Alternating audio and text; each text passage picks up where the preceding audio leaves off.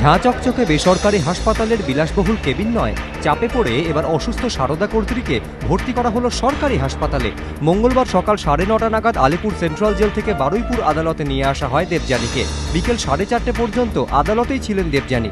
আদালত কক্ষের লকআপে অসুস্থ হয়ে পড়লে দেবযানীকে বসার অনুমতিও দেন বিচারক। বিকেলে 8 দিনের পুলিশ হেফাজত হওয়ার পর দেবযানীকে নিয়ে নিউ টাউন থানার উদ্দেশ্যে রওনা হয় পুলিশ। কথা ছিল সুদীপ্ত এবং অরবিন্দের মতো তাকেও নিউ টাউন থানার লকআপেই রাখা হবে, কিন্তু থানায় নিয়ে যাওয়া আর সম্ভব হয়নি।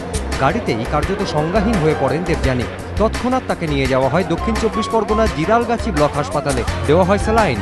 সেখান থেকেই রাত 9টা নাগাদ দেবযানীকে নিয়ে যাওয়া হয় SSKM-এ। সেখানেও কোনো কেবিন নয়, অন্যান্য রোগীদের সঙ্গে মেইন ব্লকের কুইন্স ওয়ার্ডে 8 নম্বর বেডে ভর্তি করে নেওয়া হয় দেবযানীকে। 18 মে বিধাননগর পুলিশের হেফাজতে থাকাকালীন অসুস্থ হয়ে পড়েন দেবযানী মুখোপাধ্যায়। অসুস্থ দেবযানীকে সল্টলেকের একটি বেসরকারি হাসপাতালে ভর্তি করে বিধাননগর পুলিশ।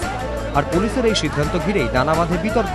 প্রশ্ন ওঠে, একজন অভিযুক্তকে সরকারি হাসপাতালে ভর্তি না করে ব্যয়বহুল বেসরকারি হাসপাতালে কেন ভর্তি করা হলো? ওয়াকিবহাল মহলের মতে এই বিতর্ক যাতে আর নতুন করে মাথাচাড়া না দেয়, সেজন্যই চাপে পড়ে এবার আর বিধাননগর পুলিশের পথে হাঁটল না দক্ষিণ 24 পরগনা জেলা পুলিশ। রাজশ্রী দত্তগুপ্ত ও পার্থপ্রতিম ঘোষ, ABP আনন্দ, কলকাতা।